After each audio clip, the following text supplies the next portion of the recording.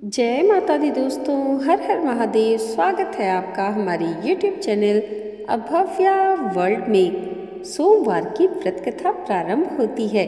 किसी नगर में एक धनी व्यापारी रहता था। दूर दूर तक उसका व्यापार फैला हुआ था। नगर के सभी लोग उस व्यापारी का सम्मान करते थे।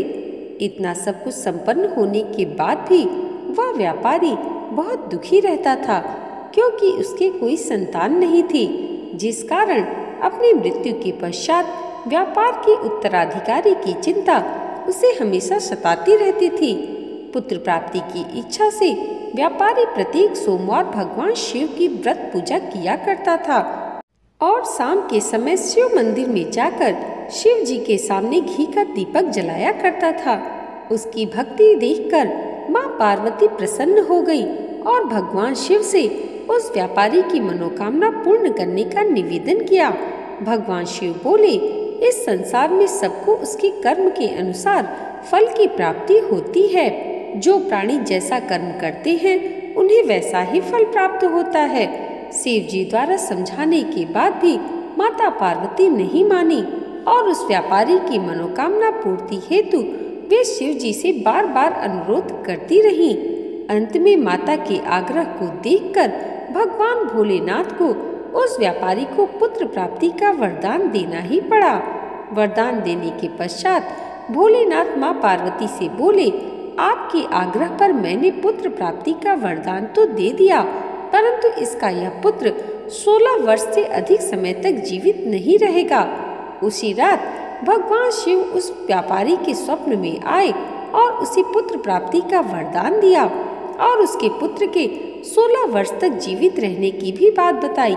भगवान के वरदान से व्यापारी को खुशी तो मिली, लेकिन पुत्र की अल्पायु की चिंता ने उस खुशी को नष्ट कर दिया। व्यापारी पहले की तरह सोमवार के दिन भगवान शिव का विधिवत व्रत करता रहा। कुछ महीनों के बाद उसके घर एक अत्यंत सुंदर बालक ने जन्म लिया और घर में खुशियां ही खुशियां भर गई। बहुत धूमधाम से पुत्र जन्म का समारोह मनाया गया, परंतु व्यापारी को पुत्र जन्म की अधिक खुशी नहीं हुई, क्योंकि उसे पुत्र की अल्पायु के रहस्य का पता था। जब पुत्र 12 वर्ष का हुआ तो व्यापारी ने उसे उसके मामा के साथ पढ़ने के लिए वाराणसी भेज दिया। लड़का अपने मामा के साथ शिक्षा प्राप्ति हेतु चल दिया। रास्ते में जहाँ भी मामा भांजे विश्राम हेतु रुकते, वहीं यज्ञ करते और ब्राह्मणों को भोजन कराते। लंबी यात्रा के बाद मामा भांजे एक नगर में पहुँचे।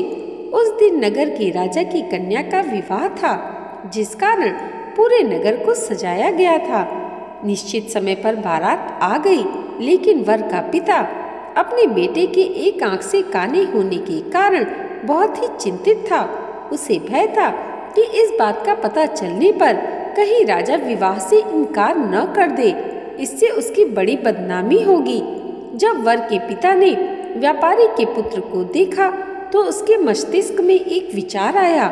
उसने सोचा, क्यों न इस लड़के को दूल्हा बनाकर राजकुमारी से विवाह करा दूं। विवाह के बाद इसको धन देकर विदा कर दूंगा और राजकुमारी को अपने नगर ले जाऊंगा। वर के पिता ने लड़के के मामा से इस संबंध में बात की।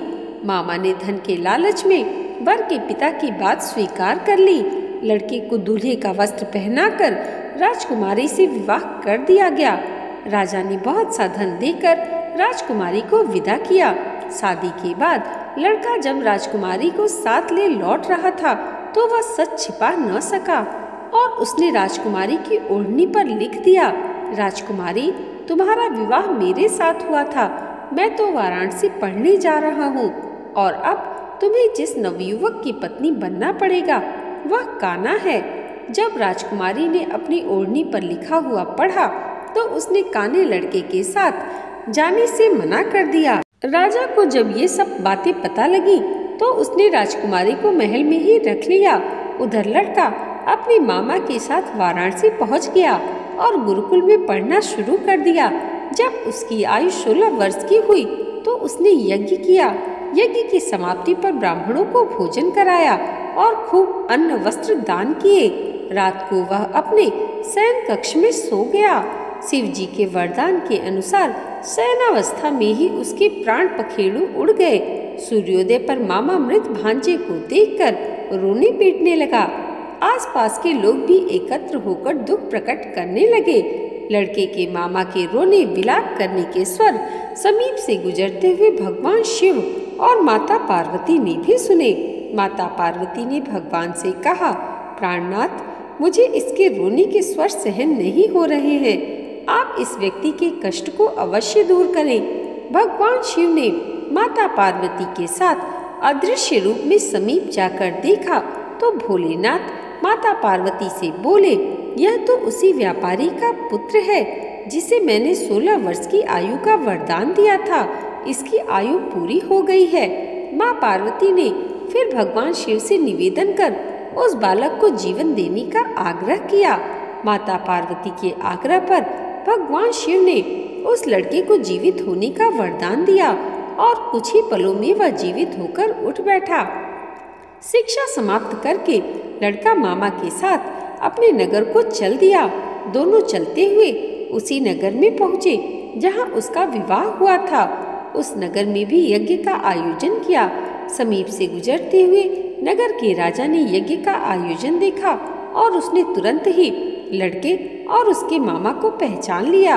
यज्ञ के समाप्त होने पर राजा मामा और लड़के को महल में ले गया और कुछ दिन उन्हें महल में रखकर बहुत सा धन, वस्त्र आदि देकर राजकुमारी के साथ विदा कर दिया। इधर भूखे प्यासे रहकर व्यापारी और उसकी पत्नी बेटे की प्रतीक्षा कर रहे थे। उन्होंने प्रतिज्ञा कर रखी थी कि यदि उन्हें अपने बेटे की मृत्यु का समाचार मिला तो दोनों अपने प्राण त्याग देंगे। परंतु जैसे ही उसने बेटे के जीवित वापस लौटने का समाचार सुना तो बहुत प्रसन्न हुआ। वह अपनी पत्नी और मित्रों के साथ नगर के द्वार पर पहुंचा।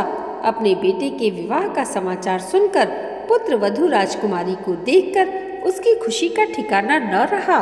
उसी रात भगवान शिव ने व्यापारी के स्वप्न में आकर कहा, हे श्रेष्ठी, मैंने तेरे सोमवार के व्रत करने और व्रत कथा सुनने से प्रसन्न होकर तेरे पुत्र को लंबी आयु का वरदान दिया है। पुत्र की लंबी आयु जानकर व्यापारी बहुत प्रसन्न हुआ। शिव भक्त होने तथा सोमवार का व्रत करने से व्यापारी की सभी मनोकामनाएं पूर्ण हुई। इसी प्रकार जो भक्त सोमवार का विधिवत व्रत करते हैं और व्रत कथा सुनते हैं, उनकी सभी इच्छाएं पूरी होती हैं। दोस्तों, आज की ये वीडियो अगर आपको अच्छी लगी हो तो कमेंट बॉक्स में हर हर महादेव और जय माता पार्वती ज़रूर लिखिएगा और इसे लाइक और हमारे चैनल पर पहली बार आए हैं तो सब्सक्राइब करना मत भूलिएगा। भगवान भोलेनाथ और माता पार्वती की कृपा आप सबके जीवन पर सदैव ऐसे ही बनी रहे, इसी मंगल कामना के साथ मिलते हैं अगले वीडियो में। तब तक के लिए जय माता दी, हर हर महादेव।